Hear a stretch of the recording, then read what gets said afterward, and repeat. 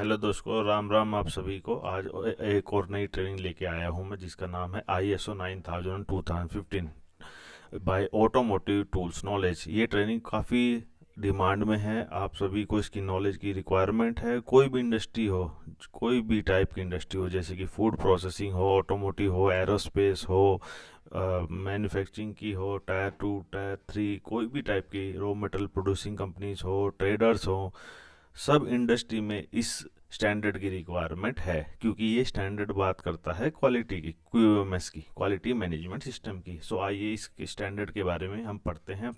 So before going to start ISO 9000, हम एक बार ISO के बारे में देखते हैं। ISO क्या है? सो बेसिकली ISO की अगर हिस्ट्री की बात की जाए तो ISO 1946 से स्टार्ट हुआ था। 1946 में आप यहाँ पे कुछ पिक्चर्स देखोगे तो ये पिक्चर्स है 25 कंट्रीज़ के 65 लोगों की, जिन्होंने इनिशियली स्टार्ट किया था ISO को। इन्होंने कहा था कि ISO को हमें स्टार्ट करना चाहिए, ISO को हमें लॉन्च करना चाहिए, क्योंकि हर स्टैंडर्ड, हर कंट्री अपने अपने अलग अलग स्टैंडर्ड बना के बैठी थी। जैसे ब्रिटेन वाले अपने ही स्टैंडर्ड मानते थे, US वाले अपने ही स्टैंडर्ड मानते थे, जर्मनी वाले अपने ही स्टैंडर्ड मानते थे, जापान वाले अपने ही स्टैंडर्ड मानते थे। तो इससे बड़ी दिक्कत होती थी। इससे क्या होता था, आपको जैसे कि मान लीजिए इंडिया से हमें जर्मनी भेजना है या इंग्लैंड भेजना है, तो हमें उन्हीं के स्टैंडर्ड को मानना होता था। हम अपने स्टैंडर्ड के हिसाब से नहीं बना सकते थे। तो स्टैंडर्डाइजेशन नहीं होता है उससे प्रोडक्ट का, और उससे क्वालिटी भी इम्पेक्ट करती है। इसीलिए इन्होंने एक मंच पे आए और इन्होंने इसकी उद्घाटन किया। इनिशियली जब इन्होंने स्विट्ज़रलैंड के जिनेवा नामक शहर में ये बनाया था ऑफिस, जो कि रेंट पे लिया था। काफ़ी पुराना ऑफिस था। सो अगर आप आज की बात की जाए, ISO में आज के दिन 24,000 से ज़्यादा स्टैंडर्ड हैं और 168 कंट्रीज इसका पार्ट हैं, और TC 808 इसकी कमिटीज़ हैं जो इस स्टैंडर्ड को लिखती हैं। सम कॉमन एग्जांपल देखिए, ISO से अल्टीमेटली लाइफ इजी होती है। लाइफ किसकी इजी होती है? हमारी कॉमन इंसान की लाइफ इजी होती है। जैसे कि आप को मान लीजिए यहाँ से, इंडिया से मान लीजिए आप जा रहे हो टूर पे जापान। तो जापान में आपको क्या है, जस्ट आपको सिम लेने की ज़रूरत है, आपको नया फ़ोन लेने की ज़रूरत नहीं है। क्यों? क्योंकि आपका जो फ़ोन है वो स्टैंडर्ड है, स्टैंडर्डाइज किया हुआ प्रोडक्ट है। मतलब कि जस्ट वहाँ का सिम परचेज करिए और उसमें इंसर्ट कीजिए और फ़ोन को यूज़ कीजिए। अगर स्टैंडर्डाइजेशन नहीं होता तो आपको वहाँ पे अलग फ़ोन यूज़ करना होता। Other examples like A4 paper, अगर आपको वहाँ पे प्रिंट करना है तो जस्ट आपको कंट्रोल P देना है, आपको साइज सेट करना नहीं होता, क्योंकि size of A4 A3 is standard. Credit card आप यूज़ कर सकते हो दूसरे कंट्रीज में जाके। स्क्रूज, स्टैंडर्ड स्क्रूज हम परचेज कर सकते हैं। आप देखोगे आज मैक्सिमम इंडस्ट्री में जो स्क्रूज हैं, फास्टनर्स हैं, वो मैक्सिमम हमारे चाइना से या वियतनाम से, वहाँ से आते हैं बल्क में।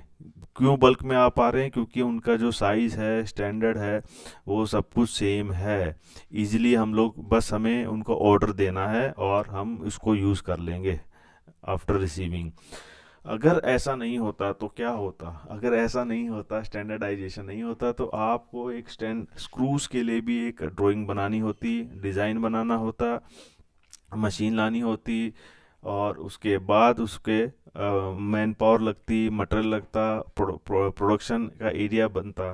तो आप देखोगे इससे प्रोडक्ट की कॉस्ट अल्टीमेटली बढ़ जाएगी, राइट? सो जो आज कॉस्ट आप देख रहे हो, ये ऑटोमोटिव्स की या फिर नॉन ऑटोमोटिव्स प्रोडक्ट की, वो कम क्यों है? उनका कम होने का वन ऑफ द रीज़न है स्टैंडर्डाइजेशन। एक अलग एग्जांपल ये फूड में देख लेते हैं। पिज़्ज़ा, आप चाहे इंदौर में खाएं, चाहे आप दिल्ली में खाएं, चाहे आप भोपाल में खाएं, चाहे आप पुणे में, मुंबई में, केरला में, कर्नाटका में, कहीं पे भी खाएंगे, जयपुर में, आपको पिज़्ज़ा, जैसे कि डोमिनोज में जाएंगे, आपको सेम साइज़ का पिज़्ज़ा मिलेगा, सेम प्राइस में मिलेगा, और सेम क्वालिटी, सेम इंग्रेडिएंट्स मिलेंगे, सेम टाइप का टेस्ट मिलेगा। सो वो एक स्टैंडर्डाइजेशन का एग्जांपल है। सो जो इसीलिए लोग प्रिफर करते हैं स्टैंडर्ड प्रोडक्ट्स को। चलिए आगे मैं आपको यहाँ दिखा देता हूँ ISO का एक ऑफिस। जो पहला ऑफिस था 1949 को, जो रेंट में लिया था, जिसमें कि जनरल सेक्रेटरीट के 5 मेंबर थे। काफ़ी स्मॉल हाउस है, आप देख सकते हैं। ब्लैक एंड वाइट उस समय तस्वीरें होती थी, कलर्स में होती नहीं थी, राइट? आगे चलते हैं। सो आईएसओ का जो पहला स्टैंडर्ड है 1951 में रिलीज़ किया था, जिसका नाम था आईएसओ 1, जो कि जीपीएस जियोमेट्रिकल प्रोडक्ट स्पेसिफिकेशन के बेस पे है। इस स्टैंडर्ड की बात करें तो ये स्टैंडर्ड आज के दिन जीडीएनटी के नाम से भी जाना जाता है। सो आईएसओ ने अपना पहला स्टैंडर्ड कौन सा बनाया था? GPS geometric product specifications. ये आईएसओ की जर्नल थी, जो कि उस समय उन्होंने इनिशियली पब्लिश की थी ताकि वो आईएसओ को लोग जाने समझें। ये पहला आईएसओ का जनरल असेंबली स्टॉकलैंड में हुआ था, मतलब मीटिंग हुई थी। आईएसओ के लोग ना बार बार हर साल में ना कुछ फ्रीक्वेंसी पे ना मीटिंग करते रहते हैं, तो आप देखोगे कुछ चेहरे इंडियंस के। सो इंडिया 1955 में ज्वाइन कर चुका था। ये आईएसओ के एज ऑफ नाउ अभी जनरल सेक्रेटरी हैं, जैसे कि हमारे इंडिया के प्राइम मिनिस्टर मोदी जी हैं। ऐसे ही आईएसओ में जो सबसे टॉप मोस्ट पोजीशन होती है उसको बोलते हैं general secretary. So as of now general secretary 2017 से चील नेशन के मिस्टर सर्जियो मुजिका हैं। इनकी पिक्चर आप देख सकते हो। ये अगले 2026 तक यही टॉप पोजीशन पे होंगे। मतलब कि जब भी साइन होता है आईएसओ, कोई भी नया आईएसओ मार्केट में लाना होता है, स्टैंडर्ड बनाना होता है, मॉडिफिकेशन करना होता है, इनके साइन के बाद ही वो पब्लिकेशन के लिए मार्केट में आता है। हमारी एक भुवनेश्वर नाम की जो सिटी है, जो कि उड़ीसा में है, वो पहली सिटी बनी थी 2021 में, जो इसको आईएसओ का 9001 सर्टिफिकेट मिला था। ऐसे ही एयरपोर्ट्स भी हैं जो कि आईएसओ के 9001 मिला हुआ है। चलिए हिस्ट्री की बात करते हैं। आईएसओ 9001 सबसे पहले जो स्टैंडर्ड बना था 1987 में बना था। सेकंड स्टैंडर्ड आईएसओ का आया था 1994 में। थर्ड एडिशन 2000 में आया था। फोर्थ एडिशन 2008 में आया, और जो लेटेस्ट एडिशन है जिसको आपको फॉलो करना है वो है 2015। सो आईएसओ का 2015 एडिशन हमें अभी यूज़ करना है। बेसिकली अगर आप इसमें देखोगे क्या चेंजेस हैं, मेनली जो इसको चेंज किया था वो रिस्क असेसमेंट के लिए गया था। रिस्क नया वर्ड है जो कि इसमें ऐड किया गया है। बात करते हैं क्यूएमएस प्रिंसिपल्स की। देखिए आईएसओ के अगर 2015 में बात की जाए तो 7 प्रिंसिपल्स हैं, अगर 2008 में भी बात की जाए तो 8 प्रिंसिपल्स थे। 8 को 7 इन्होंने रिड्यूस कर दिया है। ये आपको याद होने चाहिए, बाय हार्ट याद होने चाहिए। कोई भी क्यूएमएस में जॉब कर रहा है या फिर आप इन फ्यूचर अपने जॉब को या अपनी पोजीशन को ऑडिटिंग फील्ड में लाना चाहते हैं तो भी आपको बाय हार्ट याद होनी चाहिए। इनको याद करने का सिंपल तरीका क्लिपर है, CLIEPER, इसको याद कर सकते हो आप। या फिर हम देखते हैं एक सबसे पहला है कस्टमर फोकस।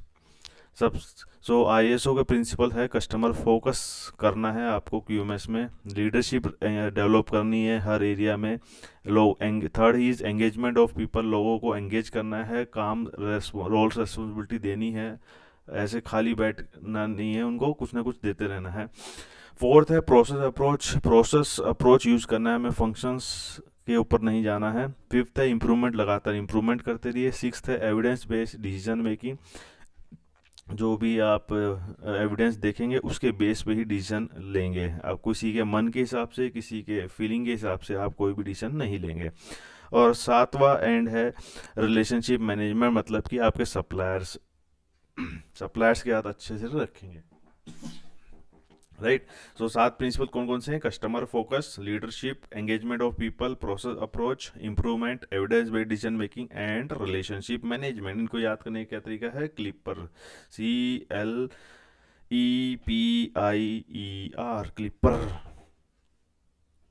ये देखिए साइकिल है आईएसओ की। तो इनपुट बेसिकली कस्टमर रहता है और आउटपुट बेसिकली कस्टमर ही रहता है। अगर आप ध्यान से इस पिक्चर को देखोगे तो बीच में लीडरशिप है, मतलब कि हर एरिया में आपको लीडरशिप क्वालिटी को डेवलप करना है। ऐसा नहीं है कि आपका क्वालिटी मैनेजर की ही रिस्पॉन्सिबिलिटी है क्वालिटी को सस्टेन करने के लिए। उसके लिए आपको उनके जो नीचे सबऑर्डिनेट्स हैं उनको भी, इनके अंदर भी लीडरशिप क्वालिटी को डेवलप करना है ताकि वो भी आगे बढ़ें, वो भी आगे प्रोसेस को ले जाएं, प्लांट की इम्प्रूवमेंट को बढ़ाएं आगे, राइट। सो सब प्लान में आप देखोगे ना, यहाँ पे प्लान में क्लोज नंबर 4, 5, 6, 7 आ जाता है। डू में आपका 8 आ जाता है, 9 में आपका चेक आता है और 10 आपका एक्ट में आता है। चलिए बात करते हैं। आप सबको पता होगा ये आईएसओ के 10 क्लोजेस हैं। आईएसओ 2015 में टोटल नंबर ऑफ क्लोज कितने हैं? 10 नंबर ऑफ क्लोजेस हैं। सो 10 क्लोजेस सारे के सारे हाई लेवल स्ट्रक्चर में आते हैं, मतलब कि ये हाई लेवल स्ट्रक्चर को फॉलो करते हैं। हाई लेवल स्ट्रक्चर के बारे में जानने के लिए आप मेरी एक अलग से वीडियो देख सकते हो।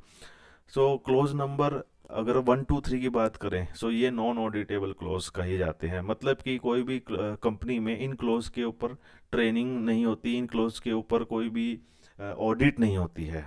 और ऑडिटेबल यानी कि मेन क्लोजेस कौन से होते हैं? 4 से 10 ही मेन क्लोजेस होते हैं। सो 1 से 3 आपके नॉन ऑडिटेबल और 4 से 10 आपके ऑडिटेबल क्लोज। सो एक नंबर स्कोप है क्लोज आपका। एक नंबर स्कोप में बेसिकली क्या बताया गया है कि आपका स्कोप क्या रहेगा, आप क्यूएमएस में क्या स्कोप रखेंगे। क्लोज नंबर 2 में नॉर्मेटिव रेफरेंस, जैसे कि आप अपने रेफरेंस लगाते हो, जैसे कि आपकी कंपनी में कोई ओपनिंग आई हो, तो आप अपने फ्रेंड्स वगैरह को बता देते हो कि भाई यार ये एक ओपनिंग आई है, मैं रेफरेंस दे रहा हूँ, प्लीज़ आ जाओ। आपको अगर इंटरेस्ट हो तो आप आ सकते हो। तो ऐसे ही रेफरेंस, मतलब इस स्टैंडर्ड का रेफरेंस कौन सा है। सो आईएसओ 9001 का जो रेफरेंस स्टैंडर्ड है वो आईएसओ 9000।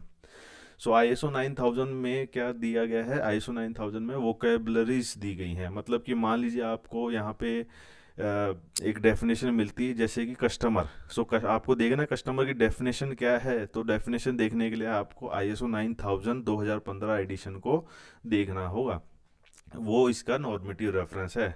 नंबर 3 आता है टर्म्स एंड डेफिनेशन। सो कुछ स्पेसिफिक डेफिनेशन जो कि 9001 के रिलेटेड हैं वो यहाँ पे दी गई हैं, ओनली कुछ स्पेसिफिक, जो स्पेसिफिक टू आईएसओ 9001 है वो ही दी गई हैं, सारी नहीं दी गई। बाकी के लिए आपको कहाँ जाना है? आईएसओ 9000 स्टैंडर्ड में जाना है। Clause number 4, close number 5। Close number 4 आपका कॉन्टेक्स्ट ऑफ ऑर्गेनाइजेशन है, जिसमें 4 सब क्लोजेस आते हैं, 4.1, 4.2, 4.3 एंड 4.4। क्लोज नंबर 5 लीडरशिप है, जिसमें ये 3 क्लोजेस आते हैं। क्लोज नंबर 6 प्लानिंग है, जिसमें 3 क्लोज आते हैं। क्लोज नंबर 7 सपोर्ट है, जिसमें 5 क्लोज आते हैं। क्लोज नंबर 8 ऑपरेशन, जो कि सबसे इम्पोर्टेंट क्लोज है। क्लोज नंबर 9 परफॉर्मेंस इवोल्यूशन, जिसमें 3 आते हैं। क्लोज नंबर 10 इम्प्रूवमेंट, इसमें 2 सब क्लोज आते हैं। चलिए इन क्लोजेस को डिटेल्स में देखते हैं। जैसा मैंने बताया था, क्लोज नंबर 4 मतलब कॉन्टेक्स्ट ऑफ ऑर्गेनाइजेशन, जिसका मतलब होता है संदर्भ।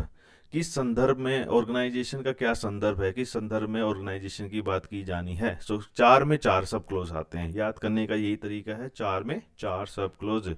सो 4 में 4.1, 4.2, 4.3, 4.4। अब इनको आसान करता हूं मैं। 4.1 मतलब आप पढ़ेंगे 4.1 क्या है। 4.1 stand for organisation, the organisation, understanding the organisation and its context. So basically इसका मतलब ये है, इस क्लोज में आपको सिर्फ और सिर्फ 2 ही चीज़ करनी है, इंटरनल और एक्सटर्नल इश्यूज को ही लिखना है। सो आपकी कंपनी में इंटरनल और एक्सटर्नल इश्यूज क्या हैं वो लिखने हैं। जैसे कि हमारे घर में इंटरनल और एक्सटर्नल इश्यूज क्या हो सकते हैं, हमारी लाइफ के इंटरनल और एक्सटर्नल इश्यूज क्या होते हैं। जैसे कि मान लीजिए आपको पायलट बनना था, लेकिन आपकी फैमिली में कोई भी पायलट के फील्ड में नहीं था, तो आपका एक बड़ा इशू रहा ना कि आपकी फैमिली मेंबर कोई नहीं था, तो आपको कोई भी गाइडेंस नहीं मिली। So no guidance is one of the issue. So ऐसे ही ऑर्गेनाइजेशन जब मेनली कोई भी प्लांट लगाता है, कोई भी ऑर्गेनाइजेशन बनता है, तो बेसिकली क्या करते हैं, वो मेन उनका उद्देश्य तो पैसा होता है, और उसके अलावा और भी कई उद्देश्य हो सकते हैं। तो पैसे को आगे बढ़ाने के लिए, ऑर्गेनाइजेशन की ग्रोथ को बढ़ाने के लिए क्या इश्यूज आ सकते हैं, वो आपको यहाँ पे लिखने होते हैं। जैसे कि इंटरनल इश्यूज का एक एग्जांपल हो सकता है आपका कॉम्पिटेंसी, लो कॉम्पिटेंट ना हो, तो उससे क्या होगा, आपकी कस्टमर कंप्लेंट ज़्यादा आएंगी, राइट। एक्सटर्नल इशू में हो सकता है कि आपके जो लोकल्स हैं वो बार बार आपके यहाँ इशू कर रहे हों, प्लांट को चलने नहीं दे रहे हों, बार बार आपके यहाँ पे धरना दे रहे हों, तो वो एक एक्सटर्नल इशू आ सकता है जिससे आपका प्लांट बार बार बंद हो रहा हो, राइट। सो ऐसे जितने भी इंटरनल और एक्सटर्नल इश्यूज हैं उनको लिखना है। अगर आपने लिख दिया तो आपने 4.1 की रिक्वायरमेंट को फुलफिल कर दिया। 4.2 है understanding the need and expectation of interested party. यहाँ पे आपको देखना है इंटरेस्टेड पार्टीज कौन से होती हैं। जो भी लोग आपके ऑर्गेनाइजेशंस के साथ लिंक हैं वो सारे इंटरेस्टेड पार्टीज होते हैं। जैसे कि हमारे घर में हमारे इंटरेस्टेड पार्टी कौन से हो सकते हैं, हमारे मामा जी, हमारे ताऊ जी, हमारे चाचा जी, हमारे मौसा जी, हमारे अलग अलग रिलेटिव्स इंटरेस्टेड पार्टी। ऐसे कंपनी के इंटरेस्ट पार्टीज कौन से हो सकते हैं, सप्लायर हो गया, कस्टमर हो गया, उसके खुद के एम्प्लॉयज़ हो गए, ओनर हो गया, राइट, बैंक हो गए, गवर्नमेंट एजेंसीज हो गए। ये उसके इंटरेस्टेड पार्टीज हैं। ये बड़ा सिंपल है, आपको सबसे पहले इंटरेस्टेड पार्टीज को लिख देना है और आगे क्या बताया गया 4.2 में, उनकी नीड और एक्सपेक्टेशंस को लिखना है। कि जैसे कि सप्लायर सप्लायर आपका है, इंटरेस्ट पार्टी लिख दिया आपने, उसकी नीड एंड एक्सपेक्टेशन क्या हो सकती है भाई, ऑन टाइम डिलीवरी देना, ऑन टाइम उसको पैसा मिलना चाहिए, और हर साल नए नए बिजनेस अवार्ड मिलने चाहिए, राइट। और ये भी हो सकती है सप्लायर की कि भाई ऑर्गेनाइजेशन, आपका ऑर्गेनाइजेशन हमें बार बार जब भी कोई कंप्लेन आए तो टाइमली रेस्पॉन्स दे, टाइमली कंप्लेन को बताए। आई होप आपको ये क्लियर हुआ होगा। 4.3 आपको बताता है स्कोप। आपने देखा होगा आपके सर्टिफिकेट में जो बोल्ड कलर की जो वर्ड लाइंस लिखी होती हैं वो स्कोप बताती हैं, जैसे कि design and manufacturing of gear manufacturing products. वो आपका स्कोप होता है, आपको एक स्कोप लिखना है। स्कोप आपको क्वालिटी मैनुअल में लिख सकते हैं। 4.4 क्वालिटी मैनेजमेंट सिस्टम, इसमें की प्रोसेस अप्रोच को बताया है। जैसे कि आपके यहाँ फॉर एग्जांपल क्वालिटी डिपार्टमेंट है, क्वालिटी को function, quality is a function not process. Quality को हमें फोकस नहीं करना है, हमें फोकस कहाँ करना है, हमें फोकस करना है प्रोसेस में। क्वालिटी डिपार्टमेंट में क्या क्या प्रोसेस हो सकती हैं, जैसे कि इनकमिंग क्वालिटी प्रोसेस हो गई, इन प्रोसेस क्वालिटी प्रोसेस हो गई, कस्टमर क्वालिटी प्रोसेस हो गई, राइट। इन प्रोसेस को लिस्ट डाउन करना है। हमारे ऑर्गेनाइजेशन पता होना चाहिए कितनी प्रोसेस हैं, और हर प्रोसेस में इनपुट्स क्या हैं, आउटपुट्स क्या हैं, रोल रिस्पॉन्सिबिलिटीज़ क्या हैं, डॉक्यूमेंटेशंस क्या हैं, उनके केपीआईज क्या हैं, ये सारी चीज़ें हमें लिखनी है, डॉक्यूमेंट प्रोसीजर्स में बनाने हैं, तब जाके आपका रिक्वायरमेंट ख़त्म होता है। आई होप क्लोज नंबर 4 आपको क्लियर हुआ होगा। आइए चलते हैं आगे क्लोज नंबर 5 की ओर। क्लोज नंबर 5 है लीडरशिप, जिसमें 3 सब क्लोज हैं। 5.1 लीडरशिप एंड कमिटमेंट, जो ये बताता है कि टॉप मैनेजमेंट को लीड करना चाहिए। अगर टॉप मैनेजमेंट को ही अपने क्यूएमएस की आईएसओ स्टैंडर्ड जो इम्प्लीमेंटेड उसकी चिंता नहीं है, तो नीचे के लोग तो कुछ भी करेंगे अपनी मर्जी से, राइट। टॉप मैनेजमेंट को कमिटमेंट कैसे दिखा सकता है, टॉप मैनेजमेंट कमिटमेंट ऐसे दिखा सकता है जैसे बार बार अपने एम्प्लॉयज़ को ट्रेनिंग दे, जो भी गैप्स हैं उनको आइडेंटिफाई करे, टाइमली इंटरनल ऑडिट्स हो, उन ऑडिट्स को में जो गैप्स आए उनको रिव्यू करे ड्यूरिंग मैनेजमेंट रिव्यू, क्या एक्शंस सही लिए जा रहे हैं उनको रिव्यू करे एमआरएम में, बार बार लोगों से डिस्कस करे कोई गैप्स आ रहे हैं, क्या इश्यूज आ रहे हैं, उसको पूरा स्टडी करे, थोरो स्टडी करे, उनको इम्प्रूव कैसे किया जाए। इन्वॉल्वमेंट लेना है टॉप मैनेजमेंट को। 5.2 बताता है क्वालिटी पॉलिसी, हर ऑर्गेनाइजेशन में ये क्वालिटी पॉलिसी लगी रहती है। डिस्प्ले होनी चाहिए क्वालिटी पॉलिसी, टॉप मैनेजमेंट बनाता है, टॉप मैनेजमेंट द्वारा बनी होनी चाहिए, और अवेयरनेस इसकी होनी चाहिए। 5.3 है organisation roles responsibilities and authorities. Role responsibility हर मेंबर की, हर प्रोसेस ऑनर की होनी चाहिए, प्लस अथॉरिटी होनी चाहिए। यहाँ पे अथॉरिटी मतलब ये है कि जैसे कि क्वालिटी के जो लोग हैं जो शॉप फ्लोर पे काम करते हैं, उनकी अथॉरिटी होनी चाहिए कि वो लाइन को रोक सकें अगर कोई नॉन कंफर्मिंग एक्टिविटी चल रही है। यहाँ पे लाइन रोकना है उनका मकसद नहीं होना चाहिए, उनका मकसद होना चाहिए लाइन क्यों रोकी जा रही है, लाइन करेक्शन के लिए रोकी जानी चाहिए, राइट। आपको बंद नहीं करनी, करेक्शन करवाना है, गलत काम को एक बार रोकना है और उसको करेक्ट करवाना है। ये अथॉरिटीज बहुत क्लियरली होनी चाहिए, जैसे कि क्वालिटी हेड्स हुए आपके, उनके पास अथॉरिटी होनी चाहिए कि वो जो शिपमेंट है उसको रोक सके। यहाँ पे आईएसओ में इतना क्लियरली मेंशन नहीं है, but you can add in your process, like IATF में बहुत ज़्यादा क्लियरली मेंशन है। क्लोज नंबर 6 आपका आता है प्लानिंग, जिसमें 3 सब क्लोजेस आते हैं। हमने देखा था 4 में 4, 5 में 3 और 6 में 3। 6.1 बेसिकली क्लोज क्या है, 6.1 आपका आता है 4.1 और 4.2, जहाँ पे रिस्क असेसमेंट की जा सकती है। जो आपकी इश्यूज आए थे 4.1 में, जो एक्सपेक्टेशंस और नीड थी 4.2 की, उनका रिस्क करना है कि कौन सा इशू हाई था, कौन सा इशू लो है, और हाई रिस्क के ऊपर एक्शंस लेना है। राइट। 6.2 आपका होता है quality objective and planning to achieve the. इसका मतलब ये है कि आपको अपने प्रोसेस की केपीआईज होने चाहिए। जैसे कि क्वालिटी, इन प्रोसेस क्वालिटी के क्या केपीआई होनी चाहिए, जैसे कि PPM, PPM should be less than 500, right. No external customer complaints. तो ऐसे जो भी केपीआईज हैं आपके प्रोसेस के, वो आपको पता होने चाहिए, और उसको अचीव करने के लिए आपको लगातार प्लानिंग करती रहना है। सो एक साल का मिनिमम एक साल का केपीआई होना चाहिए। देखिए यहाँ पे ना, ये सबसे बड़ी प्रॉब्लम ये भी आती है कि जो लोग काम कर रहे हैं कागज में तो कुछ अलग केपीआई चल रहे हैं, और जो लोग काम कर रहे हैं उनको पता ही नहीं कि हमारी ये केपीआईस हैं।